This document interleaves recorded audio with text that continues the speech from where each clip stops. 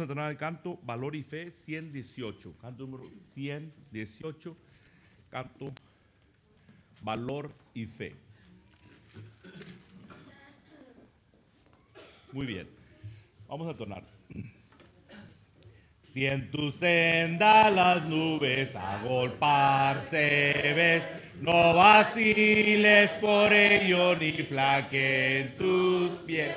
Cada nube que venga no podrá traer más que pruebas que pasan si hay valor y fe, si hay valor y fe, si hay valor y fe. En la más oscura noche siempre hay luz, si hay valor y fe, si hay valor y fe.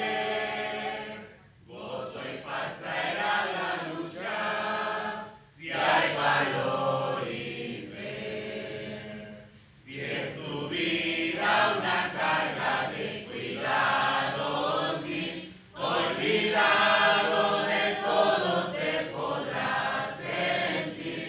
Si tu ayuda pudieres a llevar doquier, esto endulza la vida si hay valor y fe, si hay valor y fe, si hay valor y fe.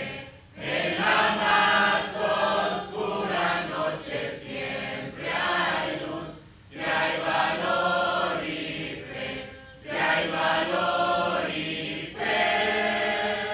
Gozo y paz traerá la lucha, si hay valor y fe. Pon en alto los ojos sin dudar jamás, en las lides del mundo vencedor saldrás. Que si hay flores y encantos tras invierno cruel, traen cantos la vida si hay valor y fe, si hay valor y fe, si hay valor y fe. En la más oscura noche siempre hay luz, si hay valor y fe, si hay valor y fe. Gozo y paz traerá la lucha, si hay valor y fe. Vamos a tener un caso más, hermano. Después le vamos a lugar a nuestro hermano Domingo. Estará viendo la mesa del Señor en esta tarde. Vamos a entonar el canto Años, mi alma en vanidad vivió, canto número 199. Canto número 199. Años mi alma en vanidad vivió, ignorando a quien por mí sufrió.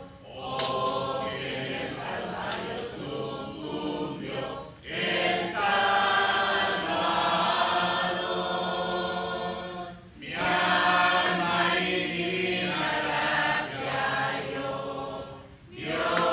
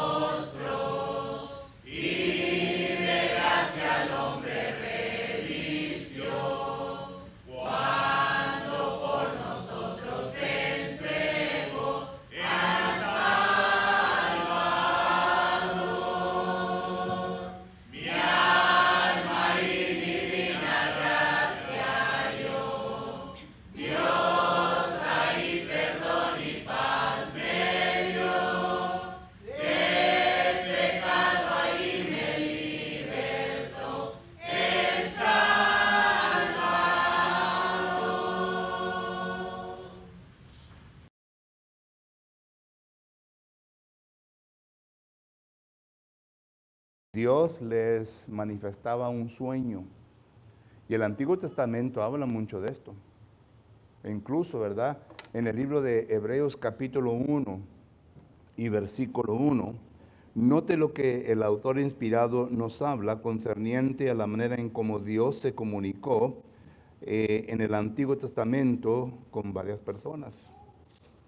Hebreos capítulo 1 y versículo 1 dice la palabra del Señor lo siguiente: Dios, habiendo hablado muchas veces y de muchas maneras en otro tiempo a los padres por los profetas, en estos postreros días nos ha hablado por el Hijo, a quien constituyó heredero de todo y por quien asimismo hizo el universo.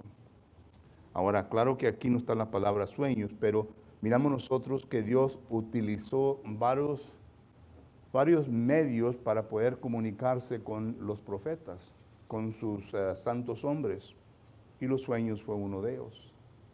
Por ejemplo, cuando vamos al Antiguo Testamento y leemos el libro de Génesis, capítulo 40, miramos nosotros ahí que está hablando de el copero y el panadero. ¿De quién? De Faraón.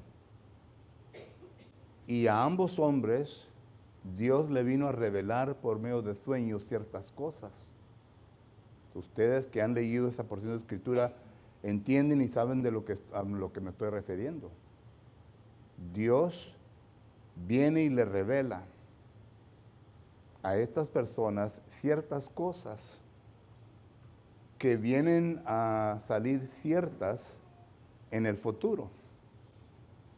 Ahora, no me estoy refiriendo a esto. Cuando hablo de visión, no me estoy refiriendo a esto. Porque muchas de las veces hay un mal concepto en nosotros y inmediatamente, en vez de tomar el concepto correcto, tomamos el concepto equivocado. Y por eso quiero hacer la distinción entre la diferencia de la visión y sueño. Cuando vamos al Nuevo Testamento, miramos nosotros que en Mateo capítulo 1, versículo que es del 20 en adelante, ahí está José, y José está dormido. Y Dios le revela a José varias cosas, porque José ya estaba listo para ¿qué? Divorciarse de María, porque se dio cuenta que María estaba encinta. Él no comprendía en ese momento todo lo que había ocurrido con María. Entonces el ángel Gabriel viene, ¿verdad? Y le comunica a José las cosas que habían ocurrido, pero estaba dormido. Eso es un sueño. Y uso estos dos ejemplos, tanto uno en el Antiguo Testamento como en el Nuevo Testamento, para que nosotros podamos ver bien a lo que me estoy refiriendo cuando hablo concerniente a sueños. Y esto no es lo que quiero comunicar por medio de este estudio de cristianos visionistas o cristianos con visión, sino que quiero comunicar lo que la palabra del Señor nos enseña concerniente a la visión. Y en la visión miramos nosotros que cuando leemos pasajes en el Antiguo Testamento y en el Nuevo Testamento concerniente a este concepto, miramos nosotros que los santos hombres de Dios estaban despiertos. Ahora, la diferencia en aquel entonces y hoy en día es de que en aquel entonces Dios se comunicó de varias maneras con sus santos hombres. Era una época diferente y lo que se utilizaba en aquel entonces era diferente. Hoy en día, claro que no tenemos esto, ¿verdad? Porque el versículo 2 de Hebreos capítulo 1, versículo 2, nos da a entender en la manera en cómo Dios se comunica con nosotros hoy en día. Jesucristo vino para poder tener en unidad lo celestial con lo terrenal. ¿No de lo que dice que es es Gálatas 4:4? A ver si es el pasaje al cual me estoy acordando. Gálatas capítulo 4 y versículo 4, dice la palabra de Dios lo siguiente. Pero cuando vino el cumplimiento del tiempo, y la pregunta es, ¿a qué se refiere el apóstol Pablo aquí? ¿Y cuándo fue el cumplimiento del tiempo? Dios envió a su Hijo, nacido de mujer y nacido bajo ley. Y ahora aquí, ¿verdad? Pues venimos a cuestionar el texto. Esto es lo que se llama hacer un exégesis del pasaje. ¿A qué se refiere la parte cuando dice que Dios envió a su Hijo, nacido de mujer y nacido bajo ley? ¿Con qué propósito envió Dios a su Hijo para que naciera de mujer y para que naciera bajo la ley? Bueno, la Escritura simplemente dice, ¿verdad?, de que la persona quien debería de venir a hacer una propiciación por los pecadores, Romanos capítulo 3, versículo 23 en adelante, tenía que ser humano. Tenía que ser humano. Y no había ningún humano hasta ese momento, ¿verdad?, que fuera perfecto. Recuerde que en el Antiguo Testamento se usaron animales y la sangre de animales, y ya hemos hablado un poco de esto. Y la razón en por qué se usaron un animal y la sangre de animales, porque un animal, hermano, no tiene la facultad de razonamiento. Y cuando no hay facultad de razonamiento, entonces no puede violar la ley de Dios. ¿Entendemos eso? La sangre del animal, por lo tanto, es inocente. Y por eso se usó la sangre animal, porque es una sangre inocente. Y en el Nuevo Testamento, ¿verdad? Pues claro que ya no se iban a usar sacrificios de animales. Eso lo vemos en Hebreos capítulo 10, porque los sacrificios de animales no podían quitar el pecado del ser humano, mucho menos llevarlos a una perfección. Esa combinación, Jesucristo es el único que la ha podido lograr. Porque cuando Jesucristo derramó su sangre, esa sangre fue inocente. ¿Por qué? Porque Jesucristo, acuerdo a Hebreos capítulo 4, versículo 15, vino a la semejanza de un ser humano y vivió una vida sin pecado. Hay varios textos que nos enseñan eso. Fue sometido a las mismas tentaciones que nosotros. Pasó por lo mismo que nosotros, pero permaneció sin pecado. Segunda de Corintios capítulo 5, versículo 20 en adelante nos habla el apóstol Pablo de la misma manera. Entonces, él fue un hombre perfecto. Y la sangre de él es la cual se podía usar para quitar la mancha del pecado. Es lo que dice Efesios capítulo 1, versículo 7, que por medio de la sangre de Cristo Jesús encontramos la remisión de nuestros pecados. Y segundo, Jesucristo es el único que puede perfeccionarnos al estado original en el cual fuimos criados. Eclesiastés capítulo 7, versículo 29 dice que Dios nos ha criado rectamente.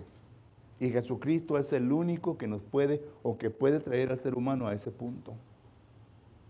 Por eso cuando Santiago está escribiendo dice, concerniente a la ley de Cristo, la ley perfecta, que puede perfeccionar al ser humano. Solo que tenemos la sangre perfecta, la ley de Cristo perfecta, equivale a ¿qué? A una perfección. Y digo todo esto, ¿verdad?, para que miremos que ahora así es como trabaja Dios. Ya no trabaja como trabajaba en la antigüedad. Para que nosotros podamos entender el concepto que estamos viendo.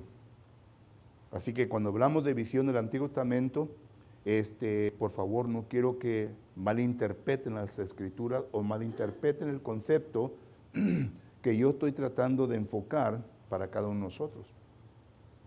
Porque no estoy diciendo que hay todavía revelación hoy día. No estoy diciendo, ¿verdad?, de que Dios actúa todavía como actuaba en el Antiguo Testamento. Sino que ahora es diferente por Cristo Jesús y he dado las razones en por qué es diferente. Bueno, ahora la visión es un concepto diferente, pero en el Antiguo Testamento y en el Nuevo Testamento miramos que se habla de visión. E incluso miramos nosotros, ¿verdad? Aquí, ¿verdad?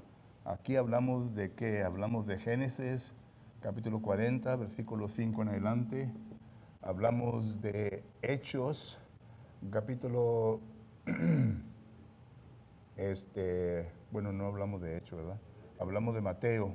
Mateo, capítulo 1, versículo 20 en adelante. ¿Ok?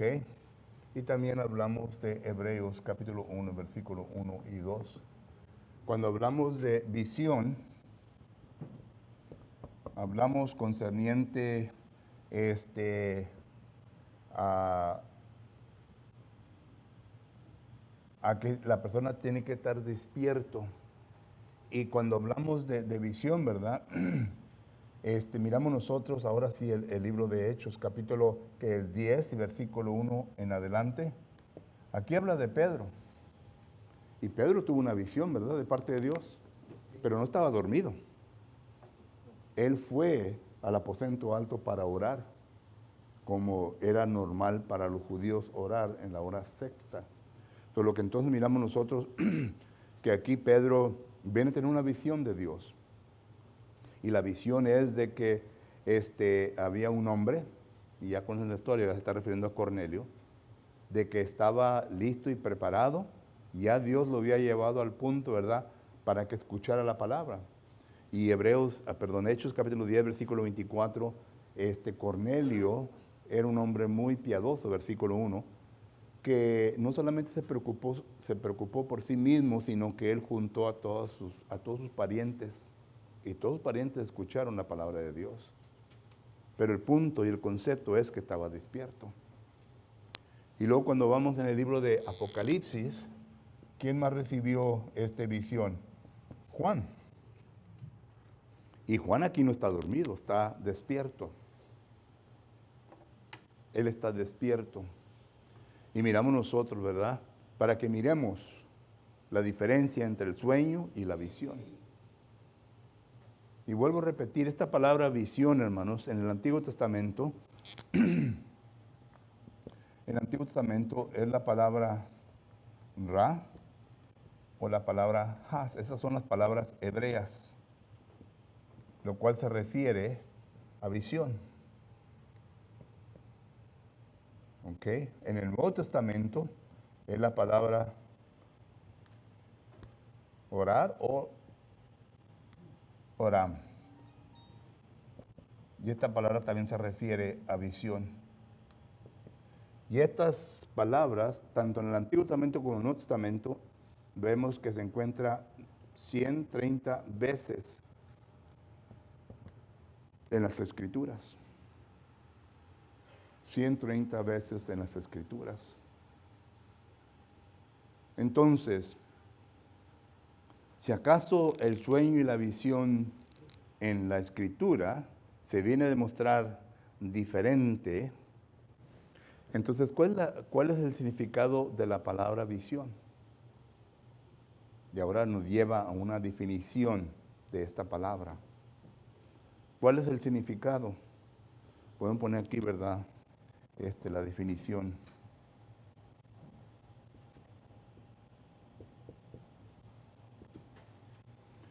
Bueno, esta palabra, según los lexicógrafos, porque llevamos a los lexicógrafos, son los que vienen a interpretar las palabras hebreas y griegas.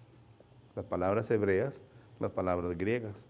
Y según los lexicógrafos, nos dan a entender que estas palabras hebreas simplemente se refiere ver, percibir, observar. Es todo lo que dicen los lexicógrafos. Una visión es ver, observar, percibir. Ahora, claro que los lexicógrafos no nos dan a entender qué es lo que produce eso y el fin de esto, o sea, de la definición. No nos habla nada de eso.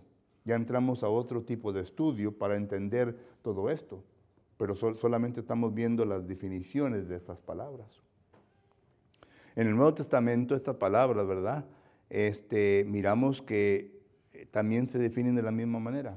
Observar, ver, percibir, considerar. Solo que miramos esto. Y otra cosa, que estas palabras se pueden usar como un verbo o se pueden usar como un sustantivo. Solo que hay mucho que ver concerniente a ello. Entonces, una definición que podemos poner, ¿verdad? En inglés se llama a running definition, una definición que podemos usar es algo que uno puede ver, puede percibir, puede observar,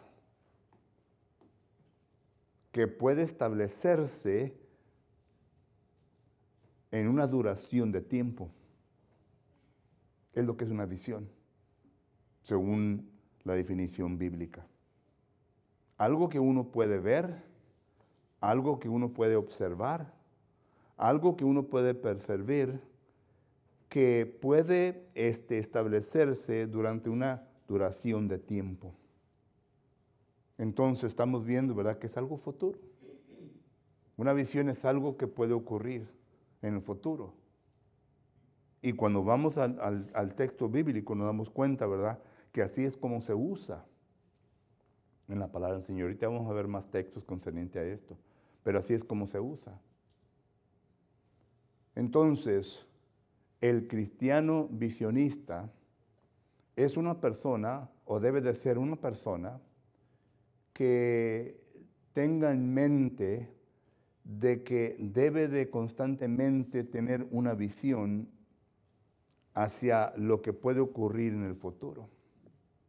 Y ya estamos hablando de dos tipos de grupos. Cuando hablamos de miembros, voy a borrar esto, hermanos, ¿ok? Ya estamos hablando de dos tipos de grupos dentro, y esto, ¿verdad?, lo miramos dentro de la congregación.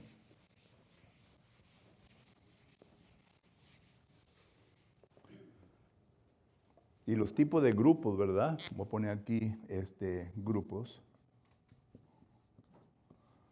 Estamos mirando ya a los líderes. Y a muchas personas no gustan que usen la palabra líder. Hermano, no encuentra la palabra líder en la Biblia. Es cierto. Pero se da a entender de quién es un líder. Y cuando hablo de líder, ¿verdad?, me estoy refiriendo a los ancianos. Me estoy refiriendo a los diáconos. Me estoy refiriendo a los maestros. Y me estoy refiriendo al predicador. Y el segundo tipo de grupo, ¿verdad?, son los miembros. Miembros del cuerpo de Cristo Jesús. Y esto se refiere, cuando hablo de miembros, ya hemos hablado de los miembros, ¿verdad? Se está refiriendo al recién convertido, al niño, se está refiriendo al carnal, se está refiriéndose al espiritual. ¿Y quién creen ustedes que va a tener siempre visión en sí mismo? Los espirituales. El recién convertido apenas está empezando. No entiende muy bien las cosas. Todavía tiene que depender en la leche. Que alguien le dé el biberón, ¿verdad?, la leche. Entonces, existe el niño. El niño ya más o menos, ¿verdad?, tiene sus ideas, carácter, bueno, etcétera, ya conocen. Pero me refiero a dos grupos. Y estos dos grupos, ¿verdad?, miramos nosotros que se refiere en el libro de Efesios, capítulo 4, versículo 11 hasta el 16. Recuerden que Pablo ahí en la carta a los Efesios está hablando de la singularidad de la iglesia. Y aquí en Efesios capítulo 4 ya comienza a hablar concerniente a los dos grupos. Efesios capítulo 4, versículo 11, habla de los apóstoles, habla de los profetas, habla de los pastores, habla de los evangelistas, habla de los maestros. Claro que no mencionan a los diáconos, ¿verdad?, porque se viene a implicar los servidores. Pero hay otros textos que hablan concerniente a los diáconos. Y claro que miramos nosotros, ¿verdad?, que del 12 hasta el 16 ya está refiriéndose a otro grupo que son los miembros. Pero se está refiriendo de la responsabilidad del primer grupo hacia el segundo grupo. Y ahí mismo viene a implicar visión. Por ejemplo, cuando hablan en el versículo 11 y 12, ¿verdad?, noten la visión para estos que están aquí arriba. ¿A cuál es? Y se escribe en una sola palabra.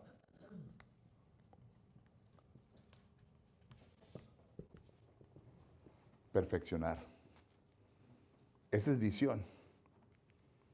Un líder de la iglesia, hermanos, mira lo que se tiene, es decir, mira la membresía, pero no ve lo que existe en la actualidad, sino que ve la potencia a lo que puede llegar. ¿Entendemos eso? A lo que puede llegar cada miembro individual. Y claro que algunos se van a llevar un poquito más de trabajo que otros, ¿verdad? Pero la cosa es de que, sí, hermano Porfirio. Una pregunta, hermano. A ver. Ahí en eso de líderes visionistas, entraría un ejemplo. El apóstol Pablo, cuando nuestro Señor Jesucristo tuvo la visión de que él iba a ser un líder, algo para la iglesia. Bueno, ¿está hablando de la perspectiva del Señor o la perspectiva de sí mismo? Puede ser de los dos, porque ahí puede entrar de la visión Sí. para cada uno. Sí. En el sentido de Jesucristo, Él miró lo que podía, Él miró la potencia en Pablo. ¿Se le podría llamar una visión? ¿No? Sí, sí, sí. Por eso digo, ¿verdad? Algo que se puede observar, algo que se puede ver, pero algo que se va a cumplir en el futuro. Esa es visión. Entonces estamos hablando de Jesucristo. Jesucristo vio la potencia en este hombre. Ananías no lo vio. Ananías dijo, Señor, ¿no has oído de este hombre? ¿Cómo maltrata a la iglesia? ¿Cómo mata a cristianos? Solo que ahí tenemos las dos perspectivas. Ananías no era un hombre de visión, pero Dios sí. Y Dios le tuvo que convencer a Ananías, ¿verdad? Ya en el versículo 15, Hechos 9:15, ¿verdad? Jesucristo le presenta a Ananías la visión completa. Este será un hombre que le va a predicar a los judíos, a los reyes, a los gentiles y a todo el mundo. Esa es la visión completa. Ahora, ¿Pablo había alcanzado esa altura en ese momento? No. ¿La alcanzó? Sí. Segunda Timoteo capítulo 4, versículo 7 dice, he acabado la carrera. He terminado mi obra. Ahora, ¿a cuál obra se está refiriendo? A la que Dios le dio. Y Pablo estaba consciente de esa obra, de esa visión que Jesucristo le había impuesto, porque en Hechos capítulo 20, versículo 24 dice que él estaba listo para dar su propia vida con tal de que terminara el ministerio.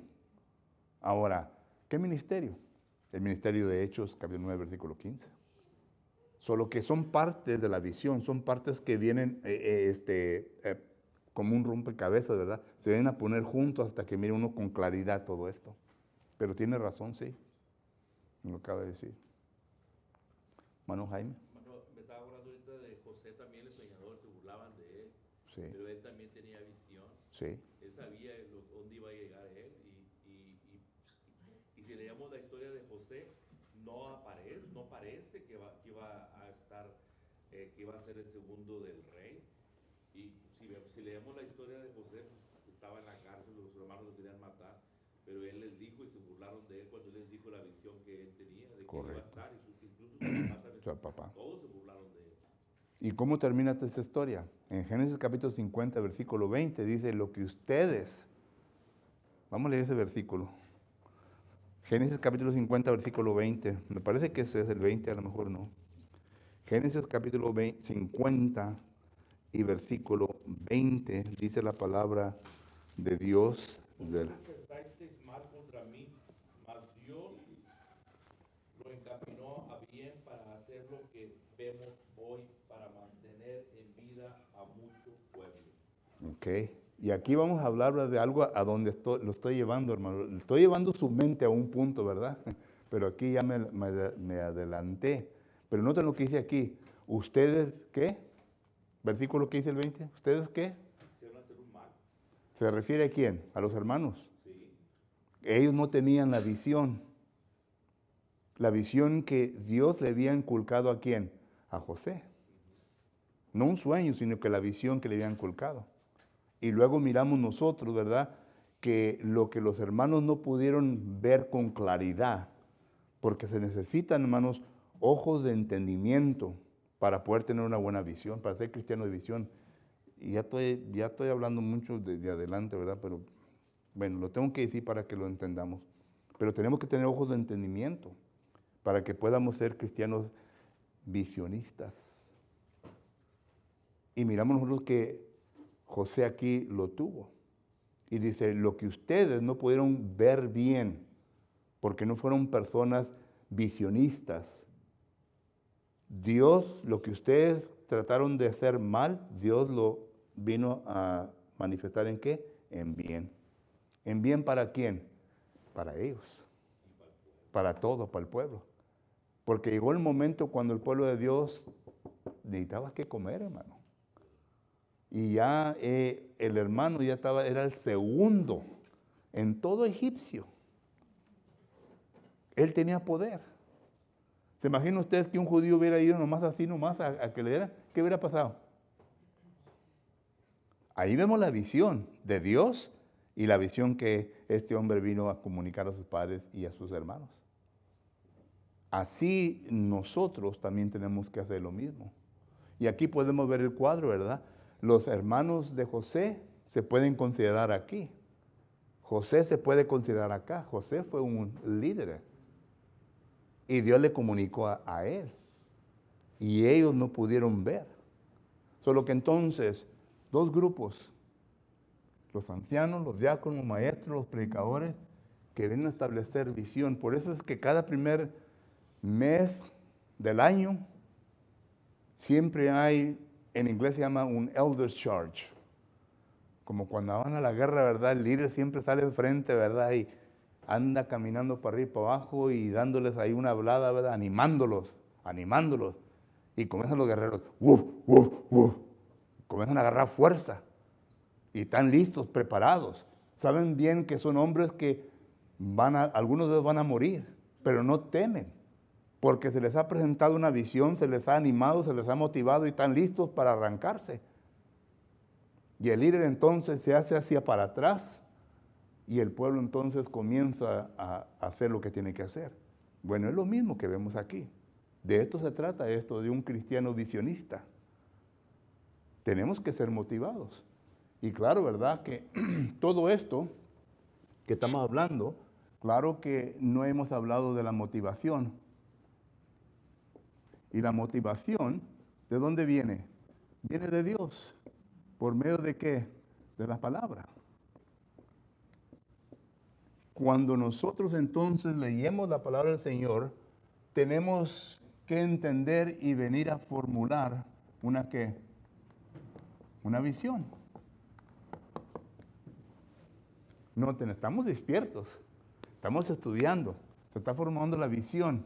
Y esto es lo que dice otra vez el texto que hemos usado, Filipenses 2, que es 13 o 14, que Dios produce en nosotros el querer como el hacer. Pero ¿cómo lo hace? Y entonces, esta visión que se viene a establecer, ya se habla entre los dirigentes y ya entonces se viene a comunicar ¿a quién? A los miembros. Y Efesios capítulo 4, versículo 12, noten las razones en por qué es necesario esto. Para que ya no seamos niños fluctuantes, para que vengamos a ser personas ¿qué?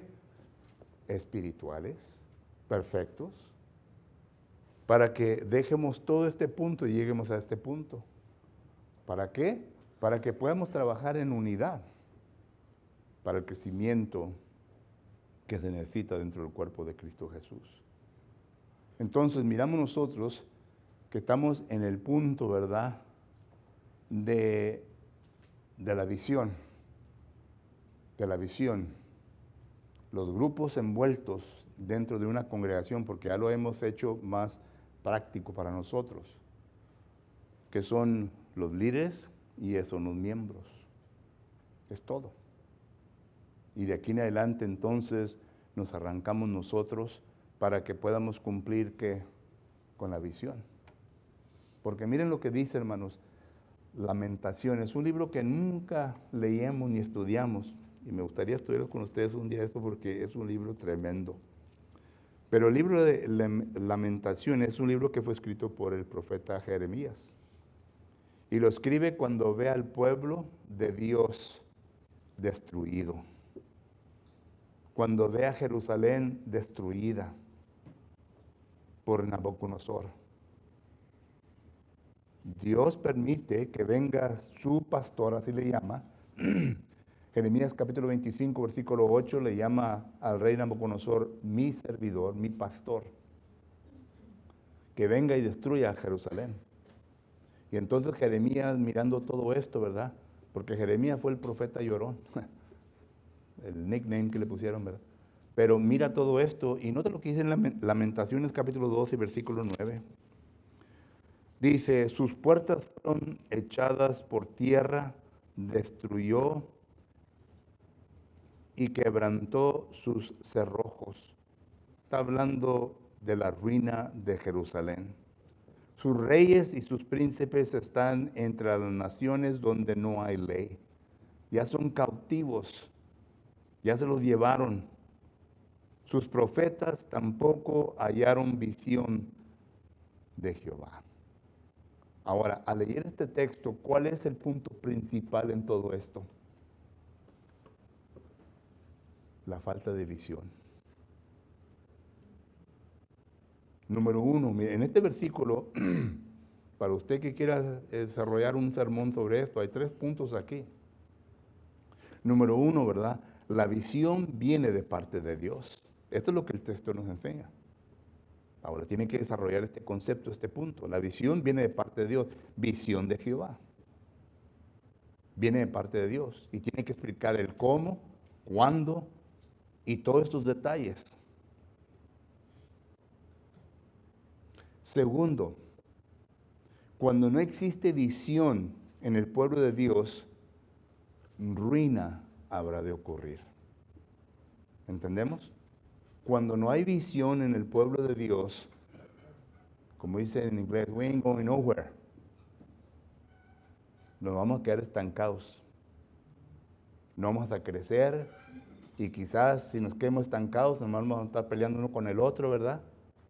Etcétera. Pero hay ruina cuando no hay visión. Porque en donde no hay visión, lo que va a existir va a ser cristianos perezosos. No hay trabajo. En vez de estar trabajando para el Señor, nos estamos viendo únicamente a nosotros mismos, a nuestras necesidades. Es el segundo punto que vemos en este versículo. Tercero, miramos nosotros que la visión de parte de Dios es una visión que va a tener triunfo. Porque ¿saben quién? Dios la está dirigiendo. Dios es el que está en control. Nosotros solamente estamos supliendo lo necesario que se necesita para poder alcanzar la visión. Y Dios nunca nos va a dar algo más arriba de lo que no podemos alcanzar nosotros. Dios nunca nos va a dar más. Esto ya se ha establecido en 1 Corintios capítulo 10, versículo 13. Lo que hay están los 3 puntos. Un sermón poderoso, ¿verdad? Que se puede predicar sobre este versículo. Y recuerde lo que dice el punto número 2 en Proverbios capítulo 29, versículo 18. Nota lo que dice. Proverbios capítulo 29, versículo 18 dice, sin profecía el pueblo se desenfrena, mas el que guarda la ley es bienaventurado. La palabra ahí, ¿verdad? Sin profecía, la palabra visión, la palabra que ya hemos visto, hebrea. Solo que entonces se puede traducir, sin visión el pueblo se desenfrena. O sea, se va a arruinar. Por otra vez, ¿verdad? Este es el concepto. ¿Ok? Solo que el objetivo de la clase de hoy, este día, ¿verdad? Era simplemente de demostrarle que usted y yo somos cristianos visionarios, según la palabra del Señor. Segundo, que no vengamos a confundir la visión con el sueño, porque la visión es totalmente diferente. Y tercero, que la visión es importante, porque si acaso no entendemos la importancia de la visión, no vamos a ir para ninguna parte. Aquí nos vamos a quedar. Y vamos a disminuir, no solamente en conocimiento espiritual, pero numéricamente, hasta que se acabe. Hasta que se acabe. Una compañía, hermanos, ya estamos hablando de lo secular, una compañía que tenga visión de querer expandirse globalmente, no se va a quedar allí, ¿verdad? El CEO nomás está trabajando ahí con los dedos así, sino que va a estar teniendo visiones para ver cómo se puede expandir. El Safeway, el Piggly Wiggly, todas estas tiendas de comida, ¿verdad? Así empezaron. El H-E-B empezó en Corville, una tiendita pequeña. Ahora el H-E-B, fíjense en dónde está, hasta en México. ¿Qué se requirió? Visión. ¿De parte de quién? De Mr. H.E. Butt y los hijos de él. Así nosotros también. La iglesia de Cristo aquí está en Edinburgh, pero qué bueno fuera, hermanos, que nosotros como congregación creciéramos tanto que entonces dijéramos a este grupo que está aquí enfrente, grupo A, ahora les vamos a comprar terreno más allá y vamos a fincar un edificio, ¿verdad? O vamos a establecer algo, ¿verdad? Para que se empiece una obra allá. Ustedes ya se van a separar. Y que el grupo B, ahora ustedes para allá, para La Joya. Este es el propósito. El propósito nuestro no es de crecer y ya no caber en este edificio, de acumular dinero en la cuenta del banco, ¿verdad? Es de expandir, de salir. ¿Será esta la visión que usted tiene? Y si no la tiene, ¿por qué no la tiene? Esperamos que este estudio haya sido de un beneficio a ustedes, hermanos. Pregunta o comentario. Yo digo que es bonito entender que cuando fuimos llamados, el Señor nos llamó a una visión. Y si acaso uno, como al apóstol Pablo, creyéramos en esa visión y trabajáramos como Él nos enseñó, que aún en los valles uno tiene que mantenerse firme, porque la providencia de Dios es que nos va a estar guiando a cumplir esa visión. Así es. Y todo va a ser Dios trabajando por medio de nosotros si somos obedientes y creemos que nuestra fe crezca y pueda la gente ver para que nos sigan también. Muy bien, gracias. Yo sé que el hermano Víctor lo está viendo por televisión, brother, pues no puede comentar. Sorry. Cuando regrese, brother, le damos tiempo, ¿ok? Su última palabra. ¿Alguien más? Así es, hermano. Así es. Ya dejemos de pensar en cosas pequeñas, hermano. Pensemos grande. Let's think big. El Dios nos va a dar lo que nosotros necesitamos. Si usted no cree eso, lea 2 Corintios capítulo 9, versículo 8. Dios nos provee todo para toda buena obra. ¿Qué es lo que no entiende la palabra todo? What is it that you can understand of everything? De todo. Solo que hay que pensar, hay que tener visión grande para alcanzar nuestra meta, hermano. Sí, hermano, ahorita en el mundo, a los de la visión se les llama soñadores. Los soñadores es de que todo esto que está aquí, alguien lo hizo. El mueble, el micrófono, todo lo que hay.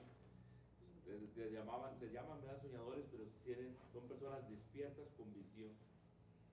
Y es lo que está usted hablando, ¿verdad?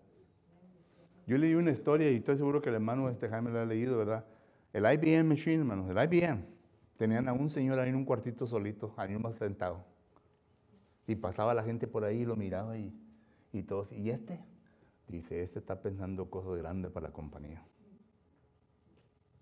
Y esta historia verídica, ¿verdad? Es verdad. Y de él salió la IBM Machine, la eléctrica, ¿verdad? Y salió muchas cosas. Pero nomás lo tenían en un cuartito. No tenía nada en la pared. Nomás estaba sentado ahí mirando la pared, pero pensando. Ese es un visionista. Nosotros cuando salimos de aquí, ¿de qué pensamos? O nomás pensamos de las cosas de Dios cuando estamos aquí. Bueno, el tiempo es terminado. Gracias por su tiempo. Le ruego pues que en esta ocasión, si acaso hay alguien necesitado de nuestras oraciones, le invitamos que lo haga saber. Si entre nosotros hay alguna persona que aún todavía no se ha bautizado en Cristo Jesús, ya entiende completamente lo que tiene que hacer, estamos listos para ayudarle. Pero si acaso todavía hay un poco de confusión, estamos listos para sentarnos con usted y tratar de enseñarle todo lo que le enseña para que usted llegue a un entendimiento y haga su propia decisión. Cualquier que sea su necesidad, le invitamos. Mientras ponemos de pie, entramos un canto de invitación. No tengo.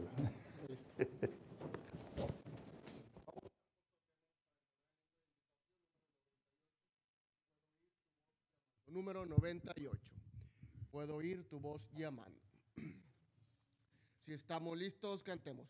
Puedo oír tu voz llamando. Puedo oír tu voz